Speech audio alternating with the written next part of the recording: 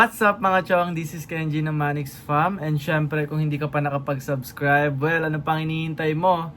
Mag-subscribe ka na. And eto nga pala itsura ng subscribe. And syempre kung hindi ka pa nakapag-click ng ating notification bell, ano pang hinihintay mo? I-click mo na yan para updated ka lagi sa mga videos natin. And today nga, ayan, ang pag-uusapan naman natin is paano nga ba ako nakapasok ng Manix Fam. And yun nga, naalala ko lang kasi, 'di ba, nung nakarang araw is nagkwentuhan tayo with Duday, 'di ba? Syempre, ayan, nag-usap tayo kasama si Duday, pinag-usapan natin yung mga buhay-buhay natin. And yun nga, gusto ko lang din i-share sa inyo kung ano yung mga bagay na ginawa ko para makapasok ako dito sa Manix House, 'di ba? Or sa Manix Management. And syempre nakakatuwa lang isipin kasi dati isa rin ako sa nangangarap. Ayan, kagaya nyo, isa rin ako sa nangangarap na makapasok din dito. And ngayon nga nandito na ako, 'di ba? So, hindi ko talaga ina-expect na isa ako sa mapipili or isa ako sa makakapasok dahil nung unang-unang araw or nung time na nagti-TikTok lang ako, ayan, kumbaga gumagawa ako ng mga content is talagang, alam mo yun, hindi ko in-expect na isa ako sa mapipili ni Sir Manix na makapasok dito. As visitor, yes. Tama po kayo. Kung napanood nyo yung video ko na kasama ko si Duday, sinabi ko doon na visitor ako before. Naging visitor ako dito sa Manix House. And then hanggang sa pinapirma ko ng contract ni Sir Manix. And nakakatuwa lang kasi 'di ba, hindi ko in-expect na tatagal ako ng 3 years or 4 years. Ayan, syempre 'di ba, na nandito ako ngayon sa Manix House. Hanggang ngayon nandito pa rin ako. Like 2022 ako nung time na naging visitor ako dito kasi wala pa namang audition before eh. So meron lang is visit ka dito and then kapag okay yung performance mo, okay ka sa mga kasama mo, nakikisama ka, maayos kang makisama sa mga influencer katulad mo. So ayun, kumbaga pag nagustuhan ka nila, binigyan ka nila ng feedback and magustuhan ka ni Sir Manix and nakitaan ka ng potential or talent, 'di ba? So, yun, papapirmahin ka ng contract. And, yun nga, actually ako, wala rin naman ako masyadong talent. Hindi rin naman ako masyadong magaling sumayaw. Like, eto na nga, bibigyan ko lang naman kayo ng idea or tips lang kung paano kayo mapapansin sa social media, 'di ba? Siyempre, hindi ko naman alam kung paano kayo mapapansin ni Sir Manix. Pero, one thing is for sure, 'di ba? Kapag ginalingan mo, trinay mo talaga yung best mo and gusto mo talaga yung isang bagay na ginagawa mo or gusto mo talagang ma-achieve yung isang bagay na gusto mo makuha, 'di ba? So, talagang makukuha mo talaga. And yun nga, siguro isa lang din sa ginawa ko is talagang kung ano yung bagay na hilig ko, talagang dun nag-focus lang din talaga ako, ginalingan ko lang din. And talaga nagpapansin lang talaga ako na nagpapansin kay Sir Manix that time. And then yun nga, like, kahit wala akong talent sumayaw, sumasayaw-sayaw din ako, 'di ba? Para syempre, pag nakita ko, oy, ginagalingan nito or parang tinatry niya yung best niya para sumayaw, 'di ba? Or magkaroon ng talent or ipakita yung talent niya. So, ganun nga. Like, kumbaga, kahit hindi ka naman magaling sumayaw or kahit wala ka namang hindi ka naman masyadong magaling kumanta, 'di ba? Sintonado ka, pero as long as ginagawa mo yung best mo, as long as pinapakita mo kung sino ka talaga. Kumbaga, yun lang din yung ginawa ko para, 'di ba? Yun lang din yung ginawa ko eh. Kumbaga, pinakita ko lang din talaga kung sino ako. Hindi ako nagpaka-plastic. Kumbaga, nagpakatotoo lang ako sa sarili ko na eto ako. Ayan, hindi ako marunong kumanta pero kumakanta ako, hindi ako marunong sumayaw pero sumasayaw ako. Tapos, ayun nga, like, sa mga bagay naman kasi na ginagawa natin, kapag talagang ginagalingan natin, kahit hindi tayo magaling sa ganung bagay, talagang may makakapansin at makakapansin din talaga sa atin. And yun nga, napansin tayo na Sir Manix. And yun, minessage na tayo na mag-visit tayo dito, ganito, ganyan. 1 week, 2 weeks, hanggang sa tumagal na ako. And sobrang saya ko na nakapasok ako dito kasi talagang pangarap na pangarap ko rin talaga to nung unang-una.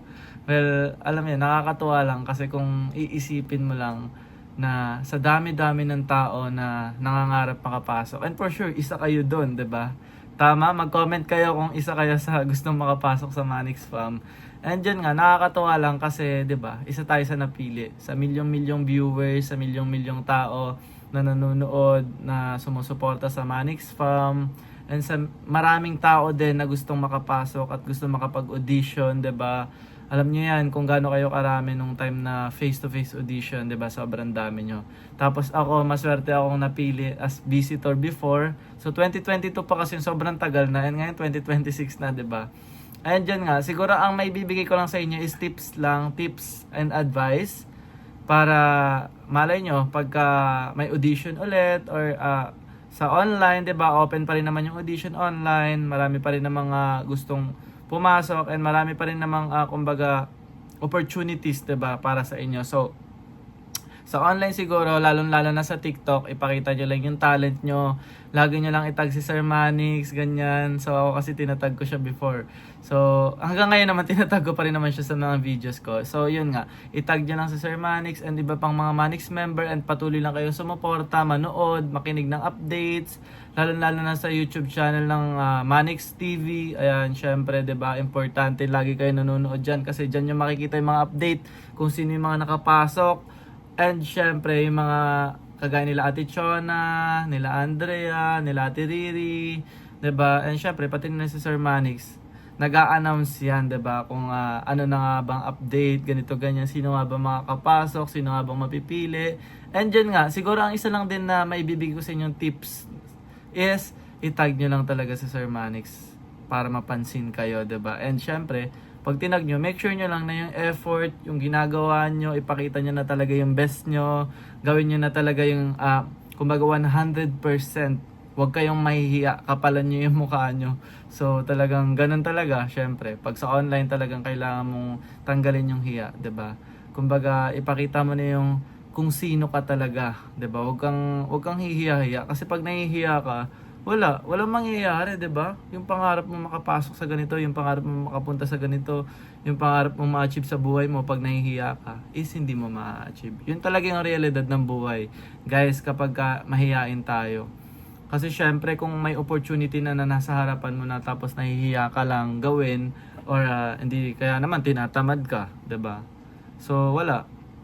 Kailangan mo talagang samahan ng sipag at syempre kapal ng muka. Kapag nasa online tayo, syempre kailangan makapal yung muka natin, hindi tayo nahihiya. Well, coming from me na mahihain din.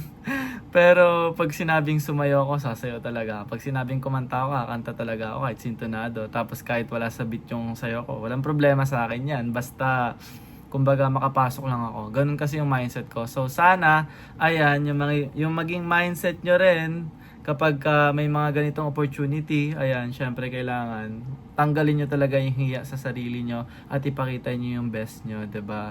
And syempre pagdating naman sa pakikisama, siguro ang masasabi ko lang dyan, pakisamahan nyo na lahat. Kapag nakapasok na kayo dito, pakisamahan nyo na lahat, okay? Lahat ng mga Manix fam, lahat ng Manix member, mapabata, matanda, pakisamahan nyo.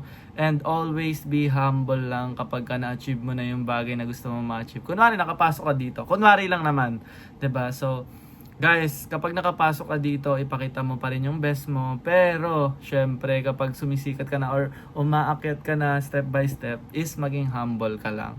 Huwag mong iisipin na, ay, nakapasok na ako dito, ay, ganito na ako, ay, ganyan na ako, ay, sikat na ako.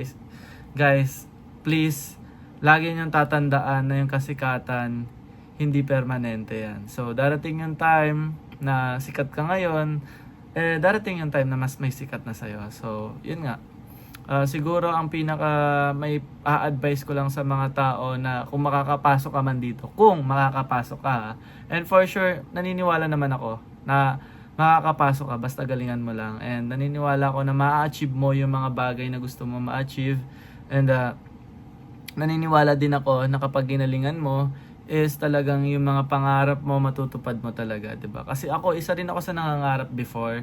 Isa rin ako sa dating puro sana lang, sana ganito, sana ganyan, sana mabili ko tong bagay na to, sana makuha ko to, sana balang araw yung meron siya is meron na rin ako. Hindi parang let's say sabihin na natin naiinggit tayo sa isang bagay. Pero yung inggit na yon is in a good way, 'di ba? Kumbaga, gusto mo ring ma-achieve yung na-achieve niya kasi parang, alam mo yun, isang malaking pangarap na natupad mo, yung pangarap na nakita mo sa ibang tao, na umangat yung ibang tao, so gusto mo rin umangat ka, 'di ba? Hindi mo, kumbaga, hindi mo nakita na, ay, umangat si ganito, hihilahin mo pa ba? Hindi ganun. Kumbaga, yung pag-angat ng isang tao is gusto mo ring ma-achieve. So, yun nga. Ang dami ko na nasabi sa inyo. Pero isa lang naman ang gusto kong sabihin sa inyo. Kung gusto nyo talaga, kung willing talaga kayo, kagaya ko, ako na lang yung example. Ito na lang. Itong dating bata, ngayon nandito na sa Manix Farm, 'di ba? So sobrang saya and grabe, sobrang malaking pasasalamat ko kay Lord. Unang-una sa lahat, nagpapasalamat ako kay Lord kasi tinupad niya lahat ng mga pangarap ko, lalo na yung nakapasok ako dito sa Manix Farm. And syempre, nagpapasalamat ako sa pinaka-importanteng tao sa akin sa buong buhay ko na nagkaroon ako ng manager, si Sir Manix, 'di ba? Sobrang saya ko kasi sobrang bait ni Sir Manix sa akin. Ang dami niya naitulong sa akin. Simula nung 0 days ko, ayan, simula nung nag-i-start pa lang ako, ang dami niyang binigay na project. 'Di ba? Kahit nagsisimula pa lang ako, binigyan niya ako ng maraming racket. Nagaling mismo sa kanya, galing mismo sa sarili niyang bulsa lahat ng project na 'yon. Kahit kumbaga wala akong naibibigay in return sa kanya na mga income din, 'di ba? Pero grabe, binigyan niya pa rin talaga ako ng chance. Kumbaga, si Sir Manix talaga yung masasabi kong tao na parang kahit na walang tawag nito, income yung isang tao, talagang bibigyan ka pa rin niya ng chance paulit-ulit hanggang sa magkaroon ka ng wake up call na, eto na, kumilos ka na, huwag kang tamad, huwag kang ganito, ganyan. So yun na nga, grabe. Doon sa 0 days ko, ganun yung nangyari sa akin. Hanggang sa nagkaroon ako ng mga projects, nagkaroon na rin ako ng mga racket, and kumbaga, nagsiguro kasi yung pinaka ko talaga is sa affiliate talaga yung parang sa Prestige, nagtry ako mag-affiliate hanggang sa nagkakaroon ako ng sales, commission, ang dami ng mga blessing. Tapos dumating din yung time na na-0 din ulit ako. Tapos si Sir Manix lang ulit yung tumulong sa akin. Guys, ikukwento ko sa inyo kung ano yung time na na-0 ulit ako. 'Di ba? 0 days. Tapos nagkaroon ako ng mga pera, nagkaroon ako ng mga ganito, nagkaroon ako ng maraming bagay, nakabili ko na yung lahat. Tapos bumalik ulit ako sa 0 days ko. So sa part na lang natin? Part 3? Sige. Sa part 3 na lang natin ikukwento yung mga ganyang bagay. If interested kayo sa buhay ko, natin yan. Bibigyan natin yan ng time, or kumbaga bibigyan natin ng part 3 yan. Sige. So maraming salamat sa lahat ng nanood. Maraming salamat sa lahat na nag-subscribe. And kung hindi ka pa nakapag-subscribe, syempre mag-subscribe ka na. And yun nga, thank you po. And i-follow nyo ako sa lahat ng social media platform ko, lalo na sa Instagram ko. Ayan, Lemuel Kenji Pornel. Thank you po for watching.